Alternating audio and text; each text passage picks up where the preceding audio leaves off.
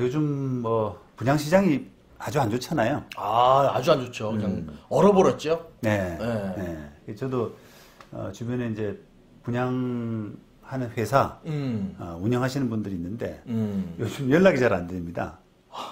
너무 힘들고 뭐 쫓겨다니고 그렇죠. 정신이 없고 이러니까 네, 돈에 또 쫓기실 거예요. 예.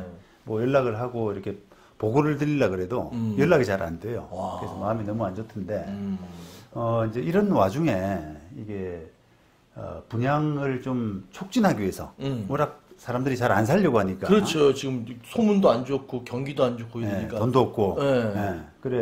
그런 차원에서 이제 분양을 촉진하는 차원에서 그 마케팅을 많이 하는데 그런 이제 분양회사의 마케팅 중에서 우리가 좀 조심해야 될 거. 분양을 받아야 되는 사람 입장에서는 좀 조심해야 될.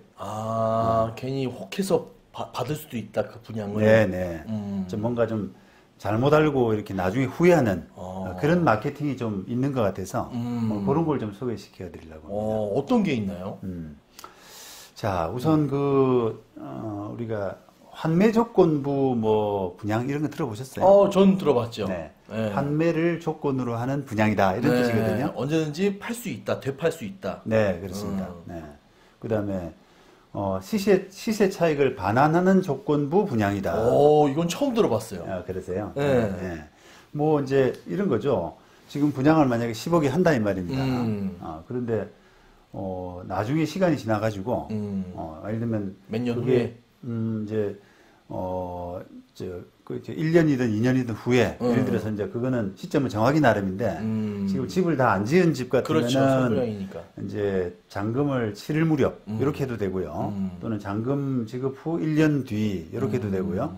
그 일정 시점을 기준으로 해가지고 또는 뭐 집을 다 지은 집이다 만약에 그러면은 지금 분양 받아서 입주한 1년 뒤, 2년 뒤 이런 시점을 기준으로 해서 그 분양가 10억 보다도 시세가 내려가면 그 차익을 시세가 내려가면 내가 다시 사줄게 10억을 돌려줄게 이렇게 이제 하는 게 아까 환매 조건부 분양 그죠?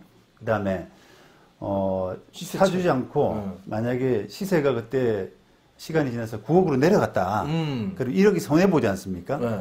그러니까 이제 그 1억을 돌려주겠다 나한테 이런 게 이제 아까 시세 차익 시세하고의 차익을 돌려준다는 조건부 분양 요런 이제 마케팅이에요. 만약에 말대로 되면 너무 좋은데요? 괜찮죠? 바로 팔면 되는 거고. 그렇죠. 시세가 뭐 3억 떨어졌다면 3억 돌려주는 거니까. 그렇죠. 나는 손해가 없는 건데. 그러니까 이게 이제 그 말씀하신 것처럼 이게 분양받고 나서 시세가 좀 떨어지면 내가 손해인데 이걸 받아야 되나 말아야 되나 이렇게 고민하는 사람들 이런 사람들한테 좋은 마케팅 방법이거든요. 그죠? 거기 함정이 있겠네요, 진짜. 네, 그렇습니다. 네. 그다음에 또 이제 요거 비슷한 내용들이 있는데요. 그 똑같지는 않고 예를 들어서 이제 집에 10억을 지금 분양하는데 사람들이 요걸 조금만 덜 기다리면은 할인할 것 같은데. 더 떨어질 것 같고. 이걸 할인 분양이라고 있잖아요. 네, 맞아요. 분양률이 저조하면은 5천만 원 깎아주고 분양하고 맞아요. 이렇게 하지 않습니까? 네. 그러니까 이제 할인 분양을 하면은 그 차익만큼을 돌려줄게. 이런 마케팅도 있어요. 그러니까 이제 이거는 나중에 일정 시간이 지나서 시세의 문제가 아니라 그 해당 단지, 해당 아파트에 할인 분양을 할 때 그거 돌려주겠다. 이런 것도 이제 약간의 일종의 넓은 의미로 보면은 시세를 좀 유지해준다는 그런 의미잖아요. 그런 것도 있군요. 네. 그런 이제 방법들이 있습니다. 그 다음에 또, 조금 이제 다른 차원입니다. 요거는, 분양을 바로 받기는 좀 여러 가지로 불안한 이런 사람들이 한테 전세를 한번 살아보세요. 전세를. 압니다. 그래서 이제 그거를 스마트 리빙 뭐 이런 식으로 이제 해서 일단 전세를 먼저 하고 그다음에 네가 1년이든 2년이든 살아본 다음에 마음에 들면 살아. 내가 네한테 우선권을 주겠다. 요런 이제 조건이에요. 네, 알아요. 일산 두산 위브라고 네. 거기서 해가지고 제 아는 동생이 거기 살았거든요. 네. 살고 그냥 나왔거든요. 네, 그렇습니다. 네. 이게 과거에 이제 그 이명박 정부 때 조금 분양 시장이 안 좋았을 때, 가라앉았죠. 그럴 때 이런 그 아까 처음에 환매 조건부 분양, 또 지금 스마트 리빙 맞아, 이런 스마트 것들이 리빙. 많이 있었습니다. 네. 살아보고 사세요. 네. 네. 네.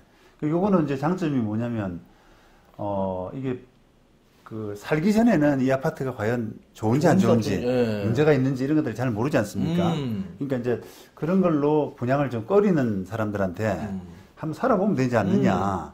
전체가 살다가 마음에 안 살고, 들면 돌려주겠다. 보증금 받고 돌려주겠다. 이런 의미거든요. 맞아요, 예. 그러면 이게 새 집에 전세로 살다가 마음에 안 들면 나가고 마음에 들면 그때 돈 더 내고 살고 요게 이제 장점이잖아요. 자, 그래서 요런 이제 분양에다가 또 요즘은 보니까 전세권 등기까지 해줄게. 분양회사가 이제 스마트 리빙을 하되 보증금 뭐 확보하는 게 찝찝하면 뛸 수 있고 전세권 등기까지 딱 등기로 보장을 해줄 테니까 걱정하지 말고 들어와라. 그건 좀 괜찮을 것 같네요. 예. 그러니까 이제 그런 정도의 이제 마케팅들이 있습니다. 자, 그런데 이게 이제 제가 법률가 입장에서 볼 때는 이게 보이지 않는 함정이 있는 거예요. 그럴 것 같습니다. 네. 자, 우선 이게 지금 뭐 분양을 시세 차익을 보장하는 쪽으로 분양을 하든지 아니면 일단 판매 조건부. 그 아까 전세로 살아보고 뭐 분양을 받든지 이런 약속들, 이런 마케팅 방법들의 공통적인 그런 함정이라고 한다면 일단 분양회사가 그 약속을 지킬 만한 능력이 없어요. 능력이. 무자력. 없습니다. 자, 우리가 제가 예를 잘 들어드리잖아요. 네. 차용증 아무리 꼼꼼하게 잘 쓰면 뭐하냐. 상대방이 거진데. 맞아요. 그지한테 돈 빌려주면서 차용증 뭐 꼼꼼하게 예. 뭐 언제 갚고 뭐 얼마 예. 밀리면 몇 %를 지급하고. 예. 써봤자 뭐예요? 지갑에 돈이 없는데. 그렇습니다. 예. 그거와 똑같은 거거든요. 이게 분양회사가 이제 잘 모르시는 분들은 이 분양회사라는 걸 정말 뭔가 있는 회사처럼 생각을 하는데 그렇지 않거든요. 이게 분양이 마무리가 다 되고 사업이 정리가 되면은 청산해 버립니다. 그렇죠. 네. 없애버리죠. 그러니까 사실상 회사는 남아 있어도 재산이 하나도 없는 빚 갚고 뭐 사업 배당하고 이렇게 하면서 다 이제 페이퍼 컴퍼니로 나가는 거예요. 또 그런 것도 마찬가지. 분양형 호텔 해가지고 호텔 운영해주는 법인도 요 근래 사건 많았잖아요. 그냥 날려버리고. 다 막 같은 맥락이죠. 그렇죠. 네, 같은 맥락이죠. 뭔가 약속은 했는데 나중에 약속이 안 지켜졌을 때 판결을 받아서 집행을 하려고 하면 재산이 없는. 그렇죠. 예. 나올 그래서 게 이제 없으니까. 예, 그렇습니다. 예. 그래서 지금 이런 분양 마케팅의 공통적인 공통적인 문제점이라고 한다면 이 분양회사가 무자력이다, 대부분 다. 시간이 지나서 뭔가 재판을 해서 판결을 받으려 그러면. 그렇죠. 예. 또 이걸 만약에 그 재판이 오래 걸리니까 그때까지 돈 다 써버리고 그냥. 그렇습니다. 예. 그렇습니다. 예. 예. 빠고돈 남기겠죠. 그렇습니다. 예. 그래서 이런 부분을 이제 생각한다면 우리가 뭐 보증보험 같은 걸 좀 들어야 돼요. 보증보험. 우리가 이행보증보험이라는 말을 많이 쓰는데 예를 들면 이제 나중에 환불해 줄게. 시세가 떨어지면 환불해 줄게라고 하면은 10억에 분양받았으면 나중에 10억을 돌려받아야 되잖아요. 그러면 그걸 담보할 수 있을 만한 보증보험. 뭐 서울 보증보험에서. 그렇죠. 그럼 이라든지 또는 시세 차익을 내가 돌려줄게라고 한다 그러면 그 시세 차익 예를 들면 그게 1억이 될지 뭐 2억이 될지는 모르겠습니다만 그런 보증보험을 좀 들어가지고 분양회사가 없어지더라도 페이퍼 컴퍼니가 되더라도 책임져 줄 수 있는 그런 보완책. 그럼 한번 있겠네. 근데 분양회사에서 그걸 잘 안 해줄 것 같은데요? 그 보험료가 비싸잖아요. 비싸기도 하고 그런 보험 상품이 없을 수도 있습니다. 그러니까 이제 보증보험 회사도 일종의 그렇죠. 장사를 하는 건데 이게 보증보험료 조금 받고 큰 돈을 물어주게 되면은 이게 망하잖아요. 네, 그렇죠. 그러니까 이제 그런 상품을 안 팔 수가 있거든요. 나 같아도 안 해줄 것 같아요. 예. 그러니까 이제 어떻게 그런 걸 소비자 입장에서는 요구하고 그게 안 됩니다라고 하면은 이거는 좀 저 보증보험회사마저도 위험해서 안 파는구나 이런 부분을 구조 자체를 위험하게 보는 거예요. 그렇죠. 네. 제일 위험하죠. 건설사가 보증해주면 하겠죠. 네, 근데 그렇습니다. 분양회사가 보증해주면 그러니까. 믿음이 안 가는데. 네. 그래서 이제 그런 이제 보증보험을 해줄 수 있느냐라고 하는 부분을 좀 챙기고 그게 안 된다 그러면은 좀 피해버릴 수 있는 이거는 위험하구나 역시 네. 이렇게 생각하실 필요가 있다는 겁니다. 자, 그다음에 이 우리가 뭔가 분양회사하고 이제 분양받는 수분양자하고 합의를 하는데 약정이라 그러거든요. 이런 약정 내용이 좀 불분명하는 경우가 많아요. 그것 때문에 분쟁도 적지 않고.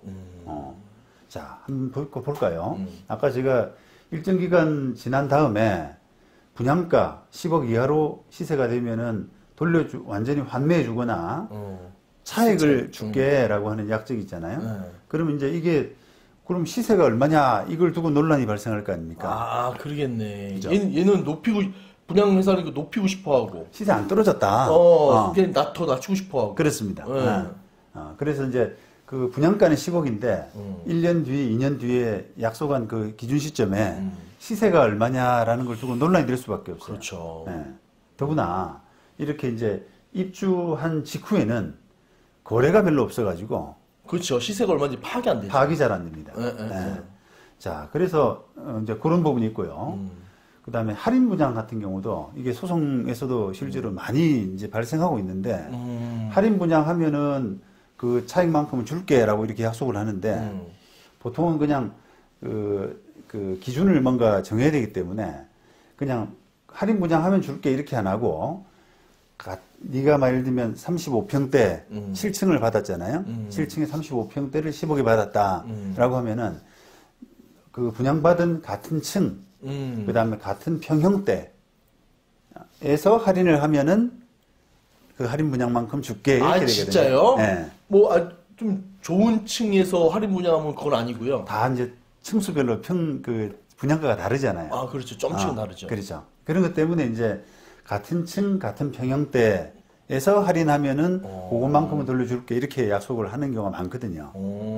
자, 그렇다 그러면은 그런 조건에 부합하느냐. 예를 들면 여기에는 10억에 분양을 했는데 다른 데는 뭐 9억 5천에 분양을 했단 말이에요. 5천만 깎아줘서 했어요. 근데 그게 같은 층, 같은 평형대냐라고 하는 부분이 논란이 되는 경우가 많이 있습니다.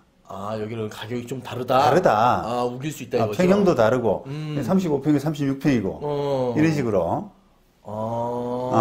야, 그걸 또 이렇게 계산해 내려면 또 분쟁이 일어나겠네요. 그렇습니다. 그런 부분이 다투어지면서 또 소송까지 가는 경우가 많았었어요. 그동안에도. 자, 그것처럼 이제 이게 약정 내용이 불분명함으로 그렇죠. 인해서 정확하게 할 수가 없죠. 분쟁이 많습니다. 자, 그런데 이게 이런 분쟁이 사실은 계속되어 왔고요. 그동안에. 분양이 이제 꺾어지는 불황기에 이제 이렇게 나오는 반복되는 그런 방법이거든요. 그래서 분양에서도 사실 이런 뭐가 그 문제가 될 수 있다라는 부분을 잘 알고 있습니다. 그런데 이런 그 가능성을 알고 있음에도 불구하고 그대로 진행하는 거예요. 마케팅을. 그렇죠. 또 안 걸고 넘어진 사람도 있으니까. 그렇기도 하고 또 걸고 넘어지더라도 소송 통해서 이제 시간도 좀 끌고 그렇죠. 소송 시간 끌고 그렇게 다투다 보면은 사업을 청산한다. 수법이구나. 빚 갚고 뭐 배당하고 이렇게 해버리면 나는 어차피 빈털털이 되니까 별 문제 없다. 이런 어떻게 보면 자신감이 있는 겁니다. 그게 그 습성이 있구나요. 네. 배운 게 있군요. 그런 걸 딱 그 어떤 깔고 보관을 깔고 지금 마케팅을 하는 경우가 많이 있다는 거예요. 씁쓸하죠. 네. 진짜. 자, 그래서 이제 이런 그 분양 촉진하기 위한 마케팅 이런 부분들이 그 제대로 약속이 안 지켜질 이런 가능성이 사실은 굉장히 크다고 봐야 되거든요. 그렇죠. 그래서 이걸 이제 정확하게 본다면 분양 받는 것을 이런 마케팅을 믿고 분양 받는 건 굉장히 신중해야 되고요. 그 다음에 반대로 아예 저 약속은 하나 많아야 이렇게 마음을 비우고 받아야 돼요. 그렇죠. 그냥 그 약속이 아니더라도 이거는 그 자체로서 가치가 있다. 이렇게 딱 마케팅에 대한 유혹, 이런 그런 미련을 버리고 그렇죠. 그냥 그 자체로만 받는다. 그건 좋다 이 말입니다. 아, 말 그대로죠. 환매 조건부 시세 차익 반환 해주면 얼마나 좋아요. 네. 안 되니까 막 하는 거지. 이렇게 막 포장을 하는 거겠죠. 네, 그렇습니다. 그래서 나중에 이제 그걸 정말 순진하게, 이거는 이런 경우에는 내가 환매하거나 뭐 시세 차익 반환받거나 이런 걸 정말로 믿었다라고 하면은 그건 어떻게 보면 너무 순진한 거고요. 바보죠. 네. 근데 어르신들이 그런 걸 좀 많이 당하시는 것 같더라고요. 젊은 사람들도 많이 당합니다. 당해요? 네.